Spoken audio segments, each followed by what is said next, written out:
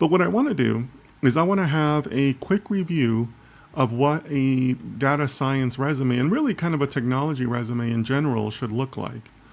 I get a lot of questions on resumes, and I think that it's always helpful to revisit the basics. So what I'm going to do is I'm going to show you. We're going to write a resume together from scratch. I've been a hiring manager for a long time in data science.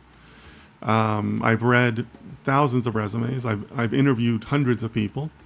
So I'm going to give you kind of my take on what a resume should look like, what I'm looking for, and also kind of draw from some of the resumes that I've used in the past. So again, feel free to introduce yourself. Let me know where you're from. And then once we finish the global roll call, I'm going to switch over to the classroom view so that we can go through the resume together, and maybe you'll learn a few things, maybe pick up some things that you want to incorporate into your resume. So I think it'll be an interesting session today. All right, so let me start going into the chat.